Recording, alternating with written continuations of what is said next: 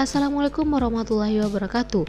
Perkenalkan, nama saya Nur Safitri dengan NIM 1022165, Program Studi Hukum Pidana Islam Fakultas Syariah Universitas Islam Negeri Sultan Toha Saifuddin Jambi. Sebelumnya yang saya hormati dosen pengampu Bapak Yusuf SHMH serta rekan-rekan sekalian. Pada kesempatan kali ini saya akan menjelaskan terkait kasus narkotika di daerah Tanjung Jabung Timur Provinsi Jambi. Mari kita simak lebih lanjut mengenai narkoba. Narkoba terdiri dari 3 kata, yaitu narkotika, psikotropika, dan bahan berbahaya lainnya. Mari kita bahas lebih lanjut mengenai ketiga klasifikasi tersebut. Yang pertama, narkotika adalah zat atau obat yang berasal dari tanaman atau bukan, baik sintetis maupun semi-sintetis. Jadi para pengguna narkotika ini cenderung memakainya karena ingin melampiaskan kesakitan di dalam tubuhnya, namun dengan dosis yang melebihi kapasitas.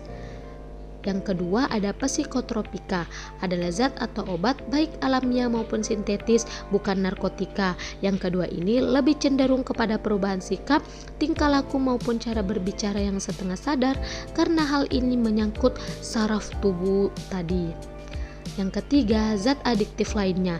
Di zat adiktif inilah yang banyak dipakai baik dari anak-anak hingga dewasa, yang tentunya dampaknya akan dirasakan pada saat mereka berusia rentan. Contohnya minuman alkohol, zat inhalasi atau lem, dan nikotin atau rokok. Selanjutnya, kasus narkotika di daerah Tanjung Jabung Timur. Pada Jumat 27 Januari 2023, Kapolres Tanjung Jabung Timur AKBP Heri Supriawan didampingi Kasat Narkoba Ibtu Rahmat Hidayat berhasil menangkap 4 tersangka di daerah Kabupaten Tanjung Jabung Timur, tepatnya di Nipa Panjang, yaitu tersangkanya Aryansyah berusia 24, Rudi berusia 22 tahun, Saripudin berusia 25 tahun, dan Baharudin berusia 28 tahun. Selain berhasil mengamankan 4 orang, anggota Sat Narkoba Polres Tanjung Jabung Timur juga berhasil mengamankan beberapa barang bukti terkait tindak pidana narkotika ini dari tangan para tersangka. Kemudian, tersangka Aryansyah sendiri diduga kuat sebagai pengedar sabu untuk wilayah Kecamatan Nipa Panjang. Sedangkan untuk tersangka Rudi, Saripudin, dan Baharudin, status pemakaian narkotika jenis sabu tersebut, tapi masih akan dilakukan pendalaman lagi terkait peran ketiganya.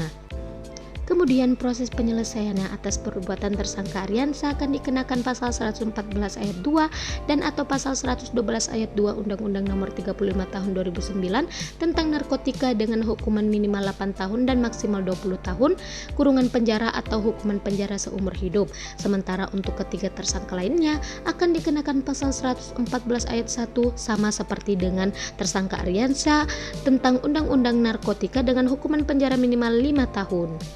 Selanjutnya, kendala dalam substansi penegakan hukum. Sama seperti halnya penyelesaian dalam kasus tindak pidana narkotika pada umumnya melalui beberapa rangkaian persidangan, namun tidak lepas pula dari beberapa kendala dalam penyelesaian kasus tersebut, bahwa substansi hukum yang ditetapkan di daerah Kabupaten Tanjung Jabung Timur ini masih sangat lemah dikarenakan dengan penetapan hukuman yang masih sangat rendah, sehingga mengakibatkan pelaku tidak merasakan efek jera dan akan selalu mengulangi perbuatan tersebut. Selain itu, banyaknya kegiatan sogok menyogok atau disebut kegiatan 86. Jenis narkoba yang paling banyak digunakan, yang pertama ganja, yang kedua sabu, dan yang ketiga ada ekstasi.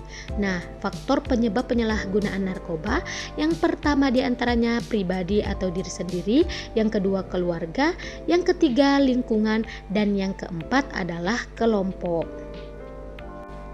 Jika melihat presentasi penggunaan narkoba di Indonesia, total dari rentang usia 15 sampai 64 tahun ada sekitar 4,8 juta penduduk desa dan kota pernah memakai narkoba sepanjang tahun 2022 sampai dengan 2023. BNN mengungkapkan 768 kasus tindak pidana narkotika dengan tersangka sebanyak 1.209 orang.